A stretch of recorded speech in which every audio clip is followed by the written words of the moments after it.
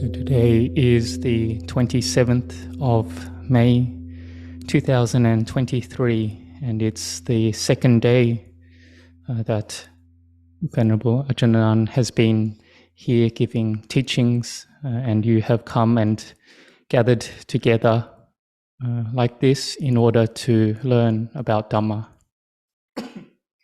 And just then we heard you chant very loudly together, all in harmony and with a lot of determination, chanting the verse, the Ratana Sutta, the Yang Kinchi.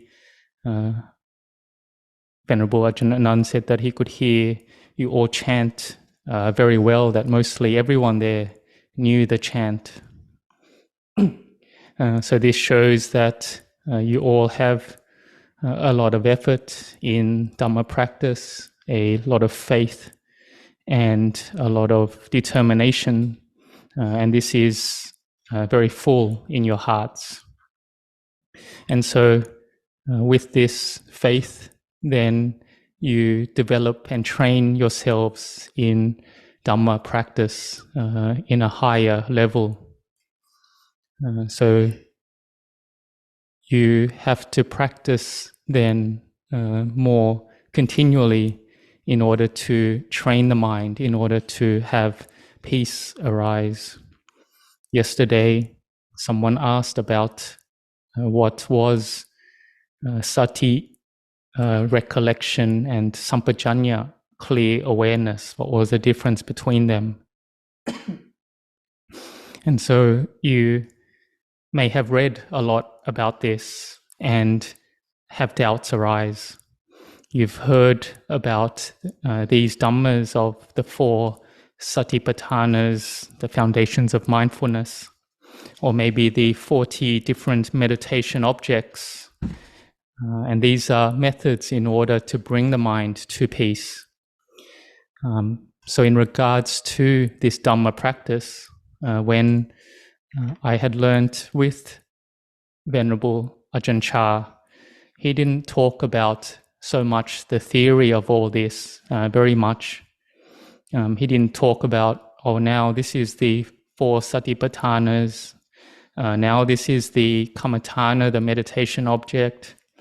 But he did really emphasize about the fundamentals of the practice, and that was to have a lot of mindfulness, develop a lot of mindfulness. And just like you've come here and you bow, pay respects to the Buddha statue, you pay respects to the Venerable Sangha, this is developing mindfulness. This is developing the mindfulness, the recollection of the Buddha, Dhamma, and Sangha. We call Buddha Nusati, Dhamma Nusati, and Sangha Nusati. And these are methods in order to bring the mind to peace. And this will reduce the proliferations, the distractions, and mental agitation there is in the mind.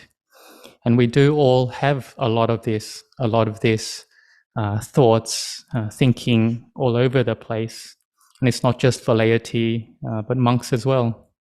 And so they do have a lot of thoughts and maybe even a lot of doubts as well.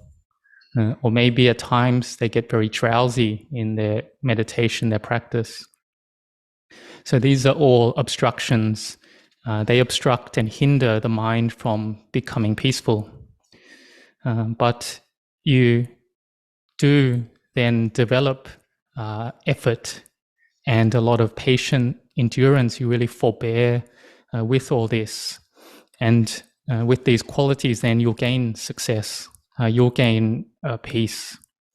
And when you do gain this peacefulness, the doubts will reduce and go away by itself.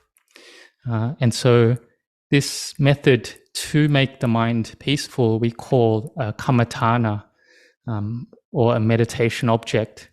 And so it can be, in the Theravada, we have Buddho, Dhammo, Sangho. In the Mahayana, they will recollect the Buddha and use a parikama, like a meditation word or mantra, in order to meditate and bring the mind to peace. And so this is developing sati sampajanya, mindfulness and clear awareness in a continual way in our practice. And with this mindfulness, then we will have a small amount of peace arise temporarily that we call kanika samadhi. And this temporary concentration doesn't arise only when we sit formal meditation, but we can be going here or there, even traveling, and we are also keeping the mind on our meditation object, our kammatthana. Or if we even hear the Dhamma, and we can bring the mind to peace by listening to Dhamma and have inner joy and happiness. So this peace may be small, but in its value is very large. And so we can chant like this or regularly chant, and we can have peace arise. We can have inner joy, happiness, and rapture come up while we're doing that chanting. And this is training the mind. This is leading us to develop peace. So to develop peace in the mind is very important because the mind is usually proliferating or unable to stay still. So we can recognize then the difference when the mind does have peace. It gives a happiness of another type that we may not have experienced before. We may gain rapture, a feeling of fullness and happiness from giving, practicing dana, from keeping sila, keeping the precepts.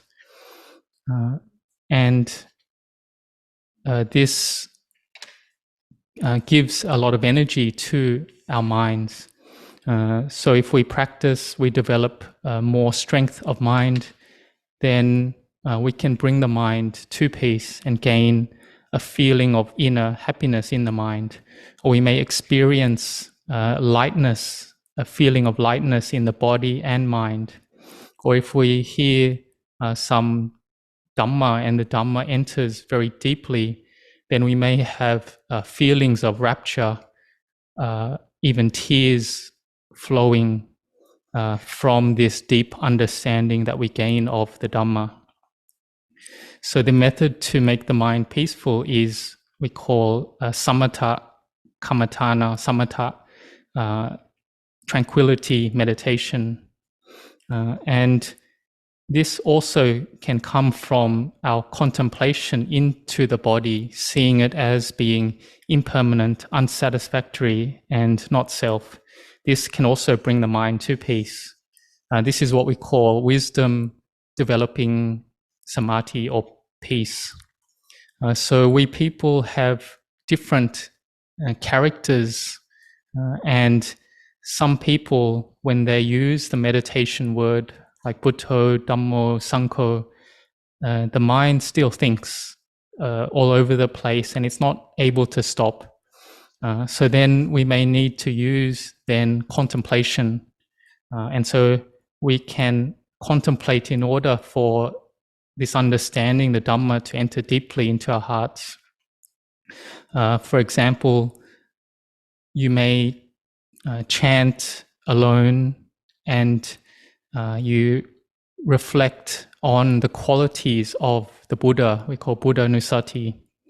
And so you reflect on the specific virtues of the Buddha, like his great wisdom, and you reflect and recollect that the Buddha, with his great wisdom, was able to overcome all the kilesas, the mental defilements in his heart, completely through his own efforts, until he was completely purified. And we can contemplate in this way the virtues of the Buddha.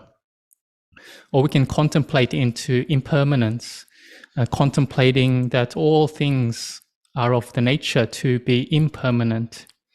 And when we see things in this way, we can bring the mind to peace, and the mind can develop samadhi, concentration then in this way.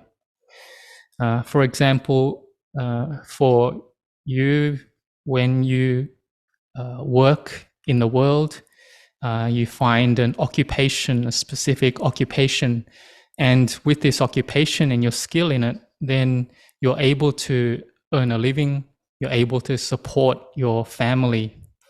And so the kammatthana, the meditation object, is similar.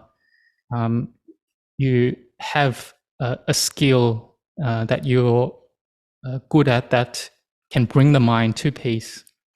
And so others may reflect on death. They may contemplate death. They may reflect that life is uncertain and death is certain. But they don't do it in a way that brings the mind to feel down or depressed about it. But it's to bring up the perception that life is uncertain, or life is impermanent, unsatisfactory, and not self. And so if the mind is very coarse, then we may need to contemplate because the mind just won't stay still. And so we contemplate then into death, into the uncertainty of life. And in this way, then maybe the greed, anger, delusion may become more peaceful and reduce. And this is the contemplation in order to bring about peace in the mind. And so the development of how do we develop wisdom, Venerable Ajahn Chah would say it's like a tree, a certain specific species of tree that has the roots in the air, and it's able to survive by supporting itself. And this is, we can compare to the method that we contemplate in the impermanence, unsatisfactoriness, and not self in order to develop wisdom. And this will lead us to understand into the Dhamma. We understand about impermanence. We can contemplate into the body or of material objects, people around us, contemplate the nature of change in that. And we can say that the Dhamma is already existing, it's already there, but it's just that we don't yet understand it, or we don't yet see clearly. And so we do need to train and develop our minds so that we can see more clearly into impermanent, unsatisfactoriness, and not self. And this will lead the mind to gain more and more wisdom and more purity, in order to develop more and more stillness and peace of mind. We can contemplate in order to see into impermanence, unsatisfactoriness, and not self. And what is the reason that we don't see this clearly? It's simply because of ignorance or delusion. It's just like right now in this room, this hall, because there's light here, we can see each other. The monks can see the lay people can see the monks. We can see all the objects inside this hall. But if there wasn't any light here, then we wouldn't be able to see any of this. And this is the same. It's because there's darkness in the mind, so one doesn't then see the Dhamma. But if we turn on those lights, then we'll be able to see all these objects inside this hall, and we'll see it clearly. And so then how do we develop the mind to have this clarity, this light? We have the Sambuddha, the perfectly self-awakened Buddha, who we have faith that he was awakened and he did teach the path in order to free us from suffering. We have faith in this, and we have faith to put effort to practice these teachings. And so this will lead us to develop this wisdom in our hearts. And this will reduce the doubts that we have about the path. We'll gain more rapture and we'll see the Dhamma. What do we exactly see? We see that all rupa and nama, what this thing is that's sitting here, we say is rupa and nama, or the body and the mind. But the problem is that the mind attaches to this body and mind as a self, as an us, as a me and mine. But if one day that our sila, samadhi, panya, the morality, concentration, wisdom can gather together, then we'll see the Dhamma, understand this body and mind for what it is. And we can have this insight at times when maybe we're chanting or we're listening to Dhamma, and we can gain clear understanding. The mind can become peaceful. We can see the Dhamma, and it's not something that's difficult like we think it is.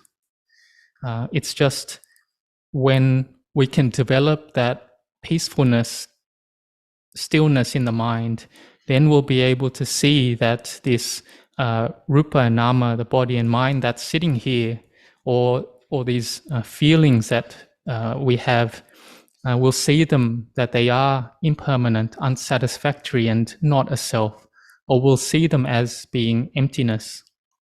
You can say that form is emptiness, or emptiness is form, and understanding this will be seeing the Dhamma. And so this is the Buddha that is inside or contained in the Dhamma, and we'll see the Buddha very clearly then, and we won't have any more doubts. We can see the Buddha statue in front of us, and that's something that a human being has built or made. Or even if those in the time of the Buddha, they saw the Buddha's body, his flesh, that is not yet really seeing the Dhamma or seeing the Buddha. We have to see the Buddha that's contained in the Dhamma, or seeing into emptiness. This form is empty, emptiness is form. This is seeing the Dhamma. And when one is able to see the Dhamma, one will cut off any more birth in the lower realms, and one won't have an eighth life. There will be just a maximum of 7 lifetimes until one achieves or attains the complete liberation from suffering. So we should put effort into the practice, and we are very fortunate that we've been born here and we've met the teachings of the Buddha, and these teachings have such an immense value.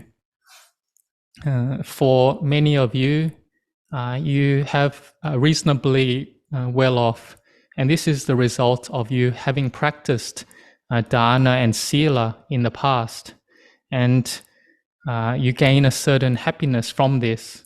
But you do also have to see the dangers, the drawbacks of this sort of happiness or pleasure.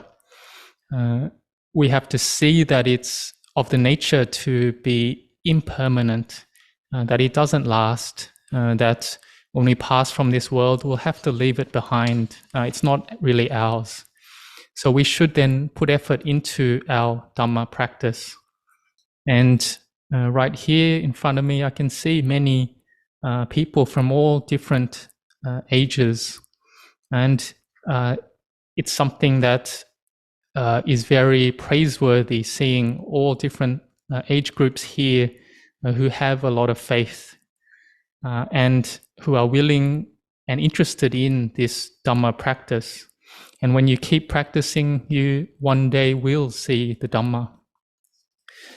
Just like before, before I ordained, I listened to Dhamma teaching of Venerable Ajahn Chah, and he talked about conventional reality, and it's something that I had never heard of before. Ever since I was born, it was always about me, or there was always a sense of self with everything around since my birth. But hearing that talk from Venerable Ajahn Chah, teaching about not self, really brought my mind to understand into the Dhamma. And this is something that all of you can see and can know the Dhamma in this way. So may you all grow in blessings. So we see this word impermanence, or it's a Pali word, or anicca is a Pali word, but whatever language we're using, the meaning is the same. So we see whatever language we're using, it's just a matter of convention, of sammuti. So some people like to contemplate aniccang, aniccang, aniccang, and we don't necessarily know what the meaning is of whatever language that person is speaking. But we can just use whatever language that we're most familiar with, that we feel deeply in our heart. So if we're a native Chinese speaker, we can use Chinese, and that if that's what we feel most deeply in our heart, that helps us to see impermanence and truth, that really helps us to let go. So if it's shu shu wu chang, we can repeat that as our mantra, if that helps us to let go. And that we use that in our contemplation, and that gives us a deeper understanding, and we can understand deeply enough to truly understand the Dhamma. And so we can do this every day, contemplate every day, and gradually, bit by bit, we'll come to true Dhamma understanding.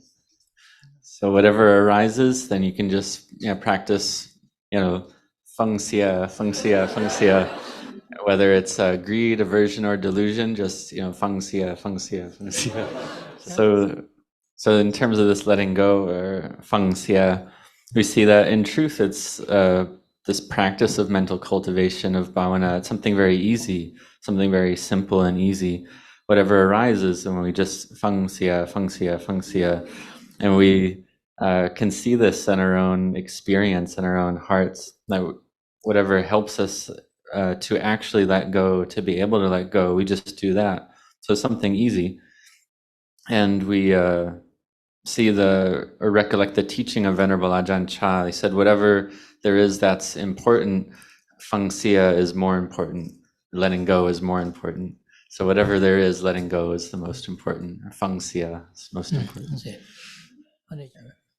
So there's a story of Venerable Ajahn Chah. So Venerable Ajahn Chah would talk about letting go most often out of any Dhamma teaching.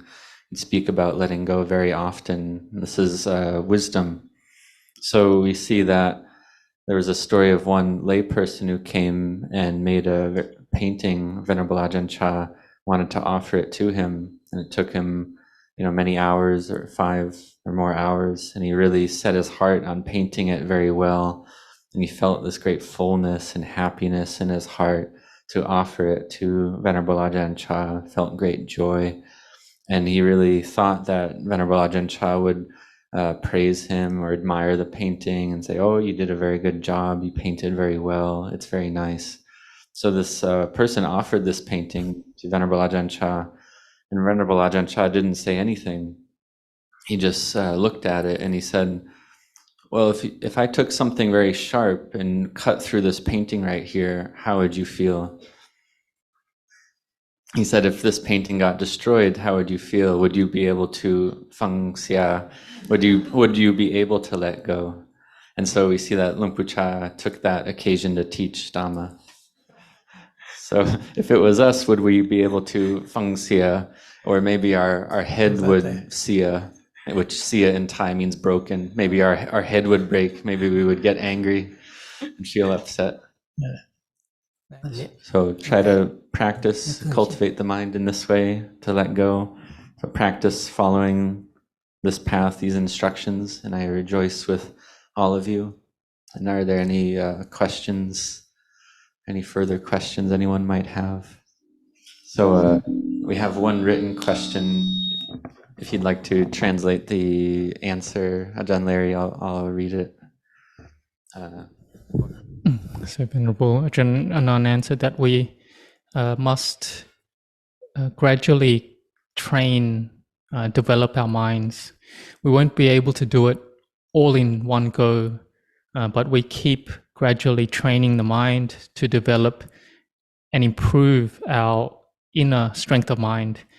And to overcome these painful feelings, we must have peacefulness in the mind. And so for some Dhamma practitioners, they will train and practice with going against painful feelings. So they may determine to sit meditation for a very long time, and even kind of maybe torture the body a little bit in order that these painful feelings arise and they can try to overcome them. But one does have to be aware of one's bodily strength, one's physical capability and health. For some practitioners, they may not be so healthy, but they're really willing to put their life on the line in order to train and develop the mind. And with this firm determination, they're able to separate out the painful feelings, the vedana, with the mind. And so now that you are still healthy, you should practice and train a lot in sitting meditation and walking meditation, or you're still able to sit and walk now. So wherever you walk and sit, you should do so with mindfulness. So you're all able to come here today. It shows that you're able to do things yourself. You don't need anyone to look after you. But one day you will need people to look after you, and then your opportunity to practice will be much less. So you keep practicing, and even though you keep practicing and maybe sometimes you're able to overcome it, other times you're going to fail.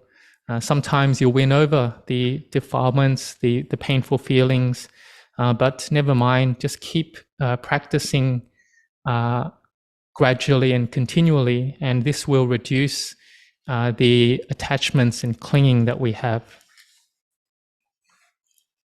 So you should put in effort in the practice and be very determined. And what if you aren't able to do it? You're not able to succeed in doing it. There's only one method that you can then take up, and that's fang xie. That's to let go. You may have a lot of, feel very bad about yourself that, I'm just not able to do it. But say that you were like a little child or a young kid, and you're told to lift up something very heavy, but you can't do it because you're still young. You're not that strong yet. So you do need to accept that you're not able to do it yet. And so the most important thing is to let go first. If you aren't able to overcome and fight against all these painful feelings, the vedana, then just let go first. Don't go suffering and becoming all upset about it. Be able to accept the situation you're in, that we're still practicing, and we can compare the example as if in a certain sport, a competitive sport, and the kilesas, the mental defilements in our heart, they're like the world champions at this sport. And so can imagine that if we're just starting out, how many hours would it take for us to train in order to win over this world champion? It would take, it may be in basketball or football, whatever sport it is, it will take a lot of time for us to be able to win over them. And so if we're able just to win sometimes, we should already feel very happy about this. And we won't be able to just come to the practice and be able to straight away get very firm and deep samadhi and deep wisdom. But we just keep developing it bit by bit, gradually and continually, and we will get it. So this is something you do have to be a bit careful as well. We can keep saying, oh, it's impermanent, it's impermanent, it's impermanent. And for adults, they'll understand this, reasonably understand this. But the young novice monk, a young novice monk, or the children, they may hear these teachings about impermanence and not really understand it. There was once a young novice who kept hearing these teachings about impermanence, and he looked at his own alms bowl and saw, oh, how is this impermanent? I don't understand. I see it as being permanent. It's something that is very solid and permanent. And this young novice, little novice, was in a monastery in Prachuap province in Thailand. The abbot there, Lumpur Chaloi, and he kept talking often about impermanence, and he would give Dhamma on this often. This was in order that people would gain wisdom from this teaching. But this little novice, he saw everything as being permanent, and he didn't have wisdom arise yet. So one day, the Luang Por was coming along, and he saw this novice's alms bowl and said, "Why is it like this? What happened to your alms bowl?" And the novice said that he couldn't see the impermanence in it. He thought it was permanent, so he got a hammer and hit his bowl to see the impermanence in his bowl. And now he could see the impermanence in it, that it was like the Luang Por told. And so this Luang Por said, "Oh, why did you do this? I can't stay with you anymore, in a maybe informal way." And so this was just that the novice didn't have much wisdom at all. So we do have to be a little careful as well. Make sure you hear these teachings and also have wisdom as well. ต้องระวังเนาะสอนมากๆกันเนาะลูกศิษย์มันจะเอาเรื่องมันกันนิยมนะไม่เที่ยงนะ So you do have to be careful, otherwise, hearing these teachings of impermanence.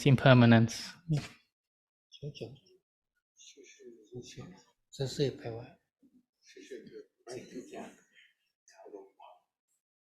ซื่อๆแปลว่าอย่างซื่อๆฮะ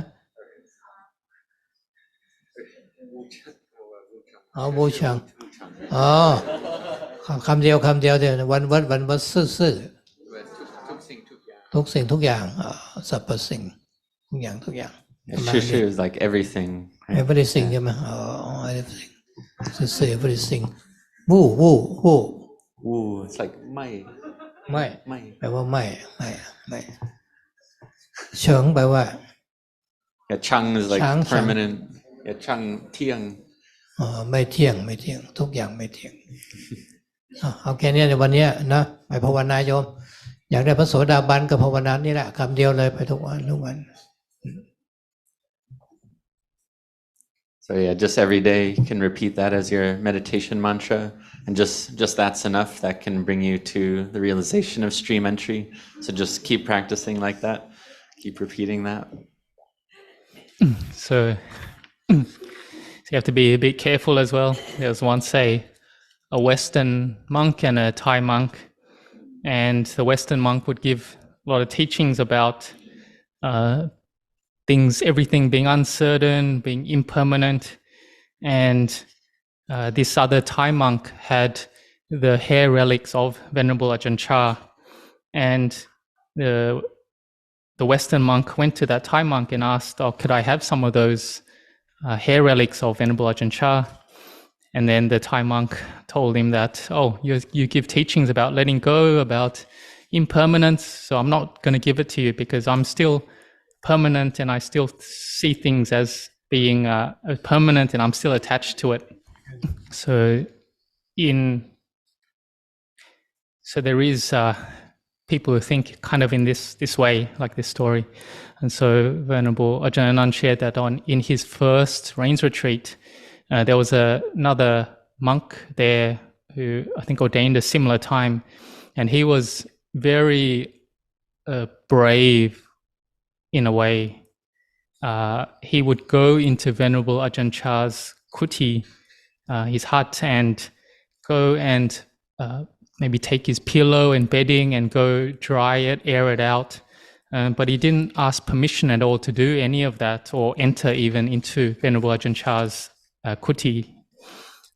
And so Venerable Ajahn Chah saw this monk going in to his kuti, and Venerable Ajahn Anan as well saw this monk doing this, which was considered very bad, impolite behavior.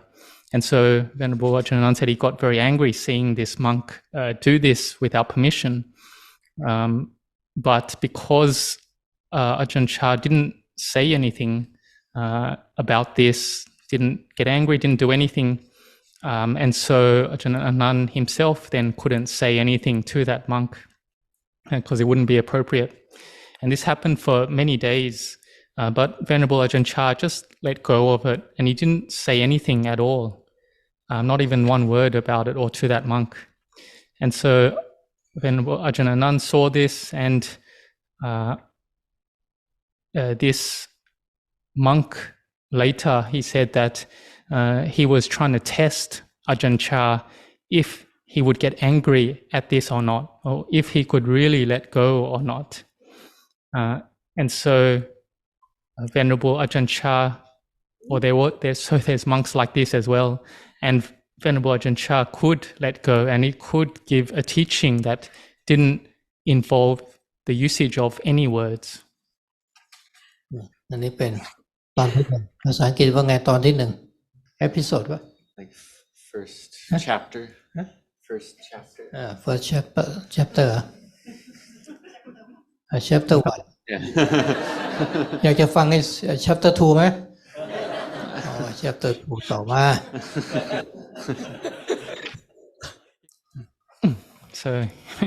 So basically that was chapter 1 of that story. And so chapter 2 of that story was 2 years later. Venerable Ajahn Chah had a very good memory, and he could remember what that monk did. And Venerable Ajahn Anan was sitting there at that time as well. And this monk, or this monk before, had already disrobed, so it was a layperson. And he came back to pay respects to Venerable Ajahn Chah.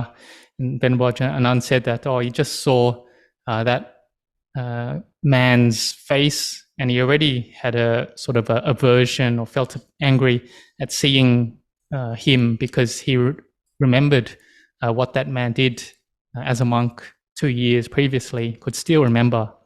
But Ajahn Anan didn't say anything about this at all.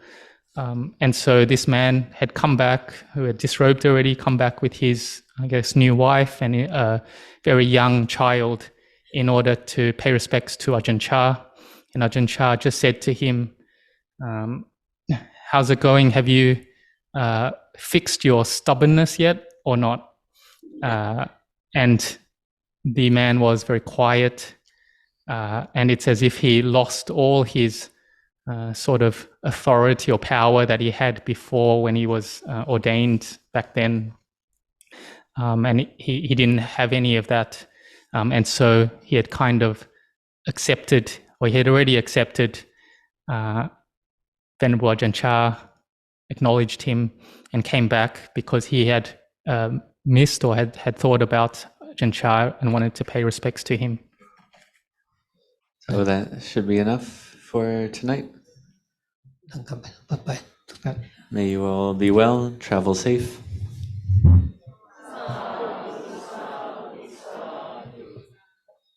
วันนี้ธรรมะฟันนี่เล็กน้อยนะธรรมะฟันนี่ A little bit of humor tonight, a little bit funny Dhamma.